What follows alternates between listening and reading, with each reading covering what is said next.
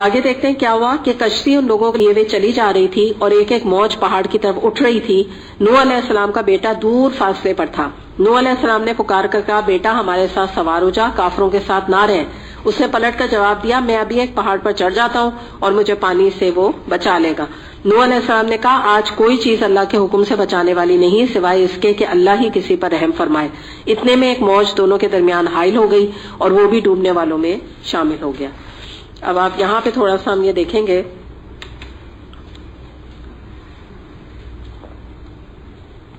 ایک تو سب سے پہلے یہ آیت نمبر 41 جو ہے نا،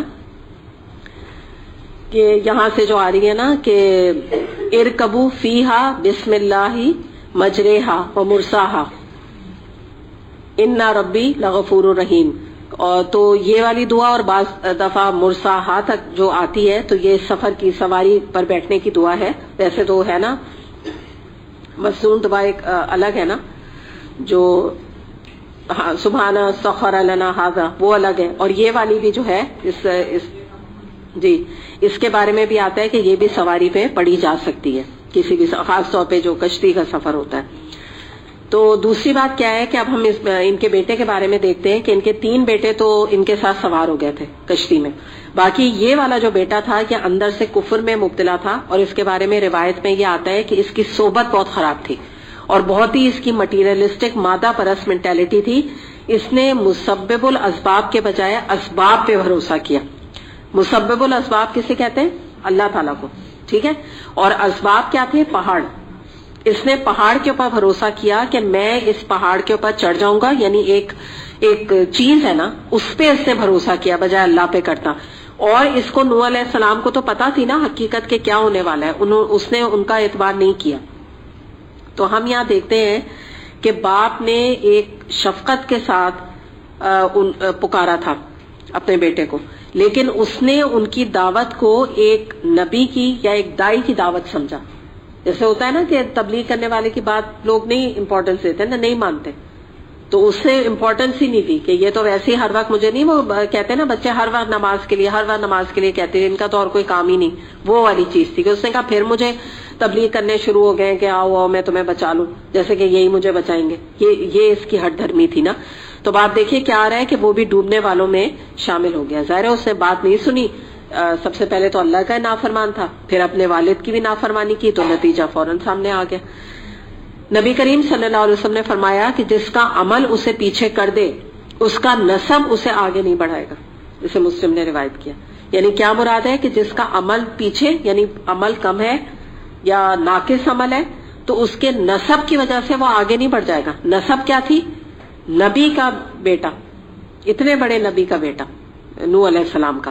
تو اس سے ہمیں یہاں پر پتہ چلتا ہے کہ قیامت کے دن جو ہے کوئی بھی خونی رشتہ کسی کو بچا نہیں سکے گا، کس کی کوئی سفارش نہ کر سکے گا۔ باپ کی پیغمبری بھی ایک بدعمل بیٹے کو بچا نہیں سکی۔ اسی طرح آپ دیکھیں لوط علیہ السلام بھی اپنی بیوی کو بچا نہیں سکے تھے، حالانکہ ان کی بیوی تھی۔ اور یہاں پر بھی ان کے نوح علیہ السلام کی بھی بیوی کے بارے میں آتا ہے کہ وہ بھی اللہ کے حوالے سے ان کے اندر فرما برداری اپنے شوہر کی اور اللہ کی نہیں تھی، تبھی جو ہے نا وہ بھی نہیں بچائی گئی تھی۔ ان کے بارے میں بالکل آخری پارے میں جا کے ہم سورہ تحریم میں پڑھیں گے ان کے بارے میں، ان کی بیوی کے بارے میں۔ تو بات یہی ہے کہ آپ یہ دیکھیں کہ انسان اس بات سے بہت بڑا سبق لے کہ ہمیں اپنی زندگی میں نا خود نیکیاں کر کے آگے بھجوانی ہے۔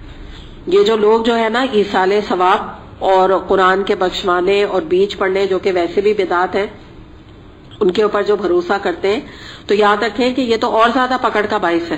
اور یا یہ کہ کچھ لوگ سوچتے ہیں کہ بھئی ابھی کیا ہمیں قرآن پڑھنا اور کیا اس طرف ہمیں جانا، بعد میں بچے جو ہے نا وہ ہمارے نام سے کوئی صدقہ کر دیں گے، خیرات کر دیں گے، یا کوئی قرآن خوانی کر لیں گے۔ جنرل لوگوں کا یہی کانسیپٹ ہے، الا ماشاءاللہ۔ تو یہ یاد رکھیں کہ ایک تو کوئی گارنٹی نہیں کہ کوئی کچھ آگے کوئی 4 پیسے بھی والدین کے نام سے نکالے گا، ان کو تو اپنی غرض، اولاد کو مرتے کے ساتھ ہی اپنی غرض پڑ جاتی ہے، اپنے آگے بچوں کی غرض پڑ جاتی ہے۔ تو ضروری تو نہیں ہر ایک اولاد جو ہے وہ اپنے ماں باپ کے نام سے ہر وقت صدقہ خیرات دیتی رہے۔ کتنی اولاد ایسی ہوتی ہے کہ مرنے کے بعد ہاں ان کو یہ کام آسان لگتا ہے کہ ایک جگہ مولوی صاحب کو بلا کے قرآن خوانی کرا دی، یہ کام آسان ہے، نہ پیسے خرچ ہوتے نہ کچھ، خود پڑھنا بھی، زبان بھی نہیں لانی پڑتی۔ کچھ لوگوں کو آپ گھر میں دیکھیں کہ قرآن خوانی کرا رہے ہوتے ہیں مرنے کے موقع پہ اور خود نہیں پڑھ رہے ہوتے. مزے کی بات یہ ہے کہ خود نہیں، خود کہاں ہوتے ہیں؟ کچن میں کھانے لگانے اور پلاؤ زردے کو چمچ چلانے کی فکر میں لگے ہوئے ہوتے ہیں. تو خود یہ بھی مشقت اٹھانے کو تیار نہیں ماں باپ کے لیے، تو پیسہ کیا خرچ کریں گے؟ تو اس سے ہمیں پتہ چلتا ہے کہ دیکھیں خود انسان اپنی نیکیاں کر لے، کچھ انسان کو آگے کا نہیں پتا ہے کہ کیا ہو معاملہ. دوسری بات یہ کہ کوئی اگر اولاد کہے میرے ماں باپ بڑے نیک تھے اور بڑے بعض دفعہ کہتے ہیں نا کہ بڑا ان کی اس نیکی کی ان کی اس سے نسل سے تعلق تھا یا لینیج تھی ان کی، جو ان کی آگے نسل وہ چل رہی تھی نا جس کو کیا کہتے ہیں لینیج جو چلتی ہے نا، یعنی بہت ہی نیک لوگوں کی طرف ان کی جاتی ہے. تو ان کے بارے میں لوگ کہتے ہیں کہ ان کی وجہ سے کیونکہ ہمارے باپ اتنے نیک تھے، وہ نمازیں پڑھتے تھے یا کوئی پیش امام تھے یا مسجد میں یا انہوں نے قرآن پڑھایا ساری زندگی، تو اب ان کی وجہ سے ہم بخشوا دیے جائیں گے. تو یہاں دیکھیے نا، پھر تو نوح علیہ السلام کا بیٹا جو ہے وہ بخشوا دیا گیا ہوتا، بخش گیا ہوتا نا، وہ تو نبی تھے. تو یہ چیز بھی ہمیں پتہ لگتی ہے کہ دیکھیے ہمارا قرآن پڑھنا پڑھانا ہمیں نفع دے گا، ہماری اولاد کا پڑھنا پڑھانا ان کو نفع دے گا. ہاں یہ ضرور ہے کہ ہم جو کریں گے تو اولاد وہ سیکھے گی ضرور، ہاں یہ بات ضرور ہے.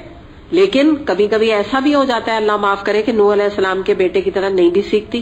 3 بیٹے تو ٹھیک ان کے نکل گئے، وہ تو ان کے فرما بردار تھے، وہ کشتی میں بھی سوار ہو گئے، ان پر ایمان بھی لیا، لیکن یہ والا بیٹا جو تھا چوتھا نہیں مانا. تو ایسے کیسز آپ کو بہت ملیں گے معاشرے میں کہ والدین دین کی طرف ہوتے ہیں، اولاد نہیں ہوتی. بعض دفعہ اولاد ہوتی ہے، ماں باپ نہیں ہوتے. تو یہ تو آپ انسان کو دنیا میں یہ جو مشاہدہ ہے وہ ہوتا ہے.